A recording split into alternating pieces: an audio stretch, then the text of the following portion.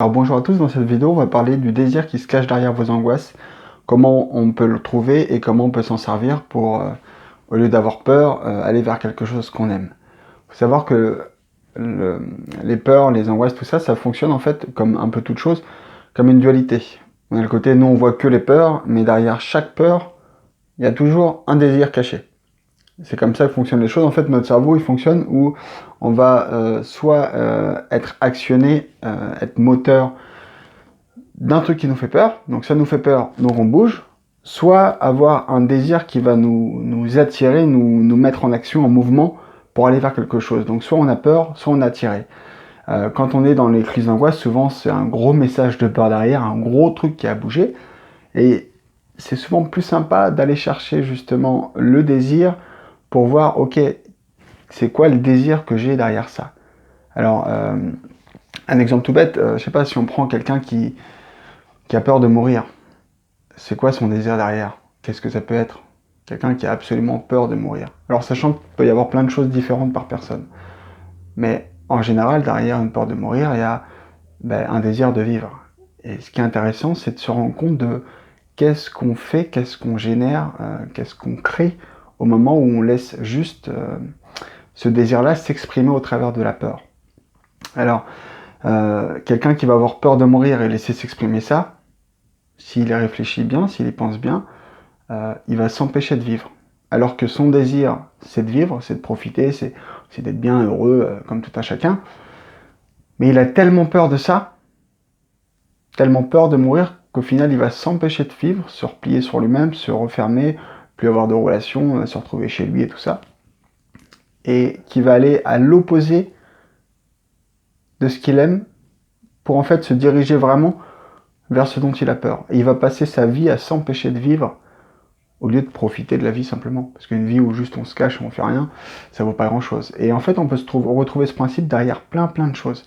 Quelqu'un, je sais pas, qui va être jaloux, qui va avoir peur à tout prix de perdre l'autre, il va mettre en place et générer plein de comportements qui vont tout faire pour pousser l'autre à l'extérieur. Bon, il y a plein d'autres mécanismes qui sont possibles, mais dans des cas précis, ça va être ça. Vous avez, je sais pas, des personnes qui vont avoir peur d'aimer.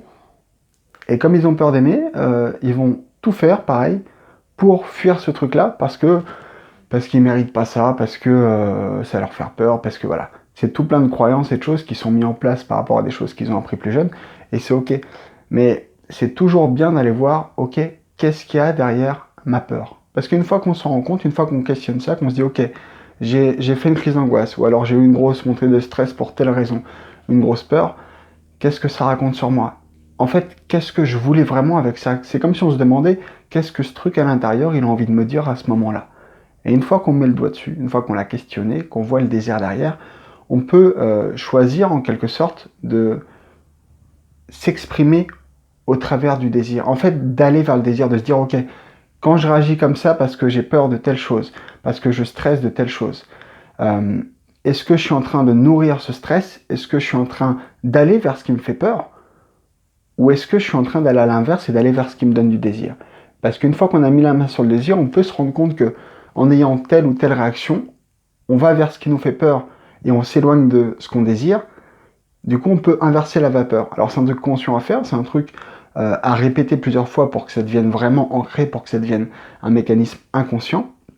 Mais ça évite d'avoir des moments où on est mal, où on est triste, où on est en colère, où on a la culpabilité, où voilà, tout ce qu'on veut de merdique, pour aller vers un truc beaucoup plus sympa, beaucoup plus léger, beaucoup plus joyeux. Il s'agit juste de remarquer qu'est-ce que je désire, c'est quoi le message derrière ma peur. Comme ça, on fait de la peur un moteur pour aller vers notre désir. Juste parce que c'est comme une pièce en fait, on a deux faces. Jusqu'à présent, vous laissiez la peur, les crises d'angoisse, tout ça parler, vous étiez sur un point de la pièce, pardon. Et une fois qu'on se rend compte que derrière, ah ben en fait c'est ça que je désire, c'est ça que je veux, bah tiens, cherchez vos peurs, trouvez vos peurs. Pour ceux qui ne voient pas le désir qu'il y a derrière, mettez en commentaire c'est quoi la peur. Je pourrais peut-être vous aider à aller voir c'est quoi le vrai désir derrière avec un petit questionnement et tout ça. Donc ça peut être sympa, vous mettez ça en commentaire et je vous répondrai. Pour voir, ok, de quelle manière aujourd'hui, je vais faire tout ce qu'il faut pour répondre à ce désir et justement mettre de côté cette peur, parce que c'est pas une bonne manière de réagir. Enfin, c'est une manière comme une autre, mais c'est pas la plus sympa. Donc, pensez-y, faites-le, c'est vraiment un petit travail d'introspection qui est super intéressant pour arrêter de laisser les peurs guider votre vie et tout ce qu'elles entraînent, parce que c'est pas cool, c'est pas agréable et c'est vraiment pas ce qu'il y a de mieux. Donc, comme d'habitude, si cette vidéo vous a plu ou vous connaissez quelqu'un que ça peut aider, partagez-la, mettez un petit pouce bleu, c'est cool, ça m'aide. Et pensez à vous abonner à la chaîne, puis je vous dis à la prochaine. Ciao!